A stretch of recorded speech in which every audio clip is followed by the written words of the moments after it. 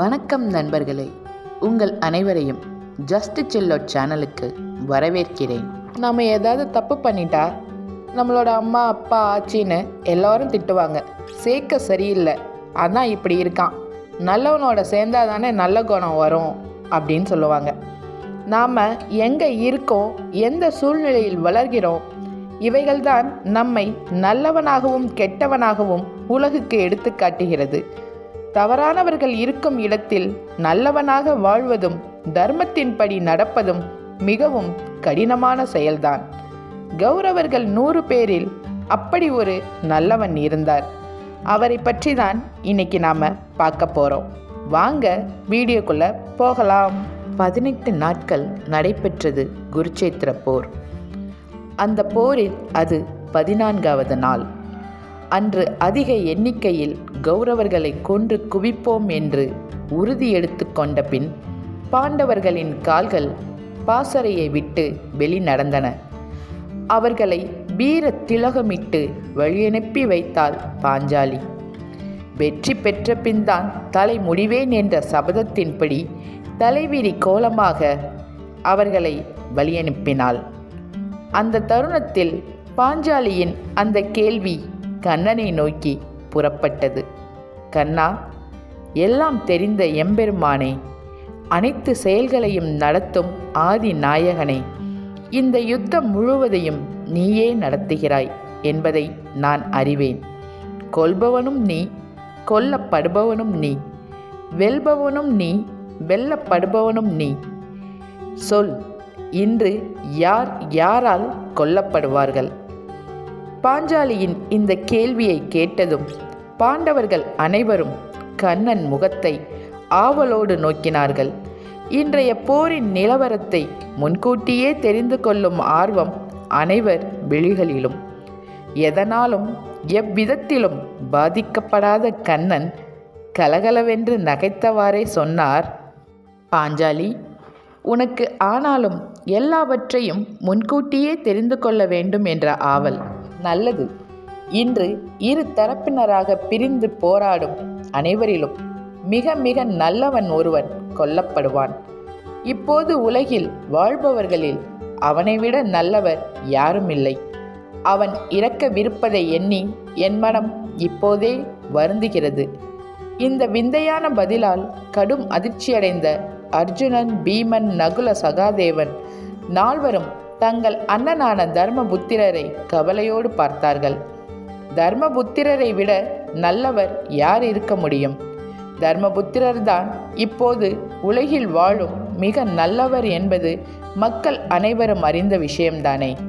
தர்மநெறி ஒரு சிறிதும் தவறாத அவரது கதை இன்றோடு முடியப் போகிறதா? போர் என்று வந்துவிட்டால் இரு தரப்பிலும் இழப்புகள் நேரும் என்பது எல்லோரும் அறிந்ததுதான். ஆனால் மூத்தவனையே போர் காவு கொள்ளப் போகிறதா என்று பாஞ்சாலி கண்களில் நீர் வழிய யுதிஷ்டரை பார்த்தாள். இதயத்தை பிடித்து கொண்டு அப்படியே தரையில் அமர்ந்தாள். ஒவ்வொரு நாளும் பாண்டவர்கள் ஐவரும் போர் முடிந்து நல்லபடியாக திரும்ப வேண்டும் என்று கண்ணனை பிரார்த்தித்தவாறே பதற்றத்துடன் காத்திருப்பாள். இன்று மாலை ஐவரும் திரும்புவார்களா, இல்லை நால்வர் மட்டும் தானா என்று பதைப்புடன் கண்ணனை நோக்கினாள். ஆனால் கண்ணனோ தன் பதிலால் ஏற்பட்ட பின் விளைவு எதையும் பொருட்படுத்தாமல் அர்ஜுனனின் தேரில் சாரதியாக போர்க்களம் நோக்கி சென்றார். யுதிஷ்டர் தேர் மற்றும் அனைவரின் தேர்களும் அடுத்தடுத்து நகர்ந்தது. போர்க்களத்தில் கையில் கதாயுதத்துடன் களத்தில் இறங்கிய பீமன் எதிர்ப்பட்ட அனைவரையும் யமலோகம் அனுப்பி வைத்தார். அப்போது அவரின் முன் வந்து நின்றார் விகர்ணன். விகர்ணன் துரியோதனனின் தம்பிகளுள் ஒருவர். விகர்ணா, என் முன் வராதே, தள்ளிப்போ. நான் உன்னை கொல்வதற்காக களத்தில் இறங்கவில்லை.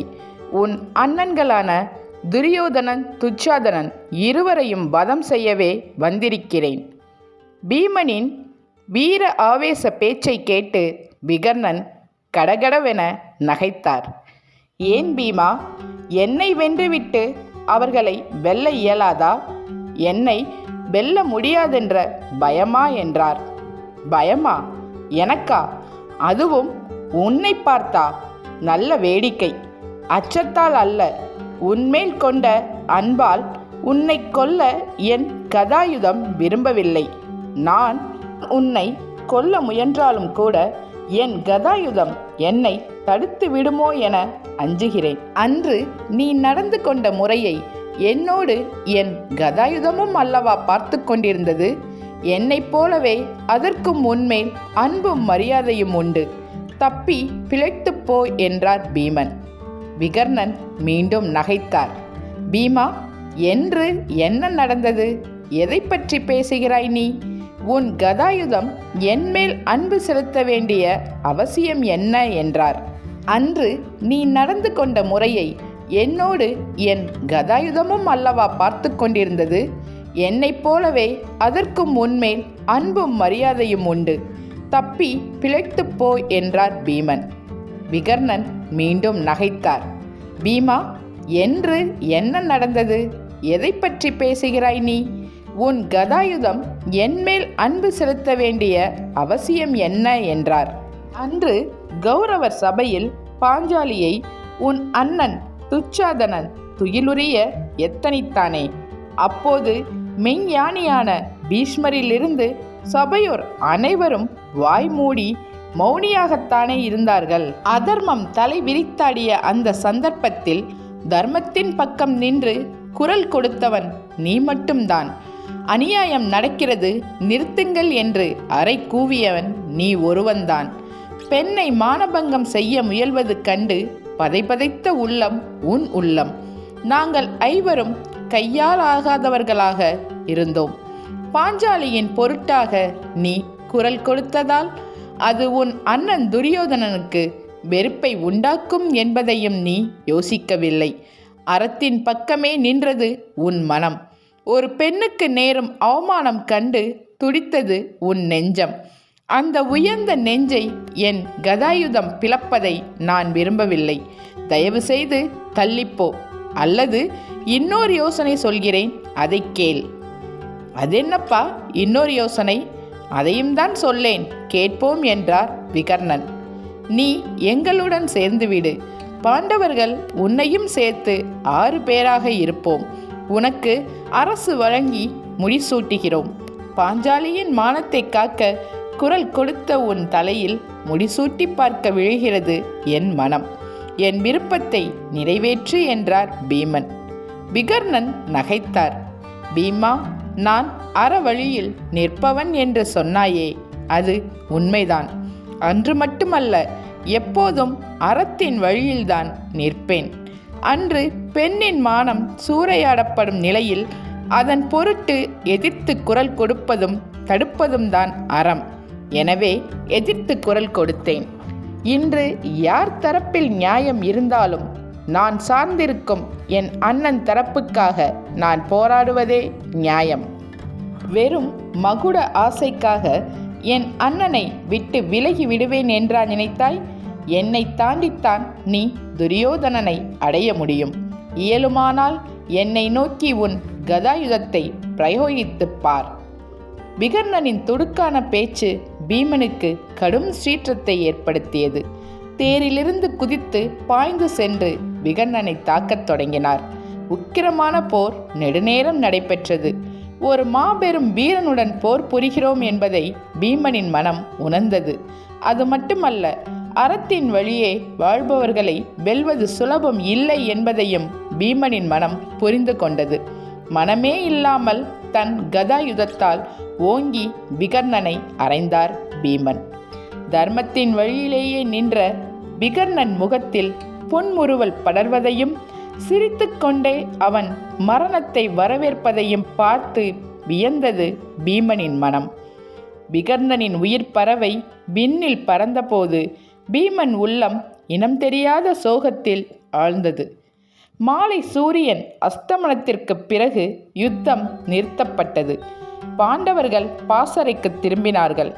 அனைவரிலும் நல்லவன் அன்று கொல்லப்படுவான் என்று கண்ணன் சொன்னானே. பதற்றத்தோடு காத்திருந்த பாஞ்சாலி யுதிஷ்டர் உள்ளிட்ட எல்லோரும் நலமாக திரும்பி வருவதை பார்த்து நிம்மதி பெருமூச்சு விட்டாள். பாஞ்சாலி கண்ணனிடம் கேட்டாள், கண்ணா, அனைவரிலும் நல்லவன் இறப்பான் என்றாயே, அப்படியானால் இறந்தது யார்? என் கணவர் ஐவரிலும் மூத்தவரைத்தானே உலகம் மிக நல்லவர் என புகழ்கிறது. அவரின் நலத்திற்காக நான் இன்று முழுவதும் உன்னை பிரார்த்தித்தவாறே காலம் கழித்தேன் கண்ணா. அவரை விடவும் நல்லவர்கள் உண்டா என்ன? புல்லாங்குழலை கையில் தட்டியவாறே நகைத்த கண்ணன் சொன்னார், பாஞ்சாலி, நல்லவர்களிடையே நல்லவனாக இருப்பதில் என்ன சிரமம்? அப்படி இல்லாதிருப்பதுதான் கஷ்டம். ஆனால் விகர்ணன் கெட்டவர்களிடையே நல்லவனாக இருந்தான். உன் மானத்தை காப்பதற்காக எதிரணியில் இருந்து குரல் கொடுத்தான். இப்போது தன் அண்ணன் கெட்டவனே ஆனாலும் தன் அண்ணனுக்காக உயிரையே கொடுத்திருக்கிறான். மகுட ஆசை கூட அவன் மனத்தை மாற்ற முடியவில்லை. தான் இறப்போம் என்று தெரிந்தே இறந்திருக்கிறான். தர்மம் எந்த அணியில் இருக்கிறதோ அந்த அணியில்தான் நான் இருப்பேன் என்பதும், நான் இருக்கும் அணிதான் வெல்லும் என்பதும் அவன் அறிந்தவைதான். ஆனாலும் தன் உயிர் போவதை அவன் ஒரு பொருட்டாய் கருதவில்லை. தனது அண்ணனுக்காக உயிரை விடுவதே தனது தர்மம் என கருதியிருக்கிறான். அவன் இருந்தவரை கௌரவர்கள் அத்தனை பேரையும் அந்த நல்லவனின் தர்ம சக்தி கவசமாய் காத்திருந்தது. அவன் இருக்கும் வரை கௌரவர்களை அழிப்பது இயலாத செயல். இன்று உன் கணவன் பீமன் அந்த நல்லவனை வதம் செய்து விட்டான். இனி கெட்டவர்களான மற்ற கௌரவர்களை அழிப்பது கடினமல்ல. சொல் பாஞ்சாலி, சேற்றில் பூத்த செந்தாமரை போல கெட்டவர்களிடையே நல்லவனாக வாழ்ந்தானே, இவனை விட நல்லவர் உலகில் வேறு யார்? இதற்கு தர்மபுத்திரர், ஆமாம், விகர்ணன் எல்லோரிலும் நல்லவன். என்னை நல்லவன் என்கிறார்கள். அது உண்மையோ இல்லையோ, விகர்ணன் என்னை விடவும் நல்லவன் என்பது மட்டும் உண்மை. இந்த பாழும் போரால் அந்த உத்தமனையும் கொல்ல நேர்ந்ததே பீமா என்ற அவர் தன் விழி நீரை விரல்களால் துடைத்து கொண்டார். பீமன் இரு கரம் கூப்பி வணங்கிய போது பீமனின் கரத்தில் இருந்த கதாயுதம் வெட்கத்தோடு கீழே சாய்ந்தது. ஓகே ஃப்ரெண்ட்ஸ், இந்த பதிவு உங்களுக்கு பிடிச்சிருந்தா லைக் பண்ணுங்கள், ஷேர் பண்ணுங்கள், மறக்காமல் நம்ம சேனலை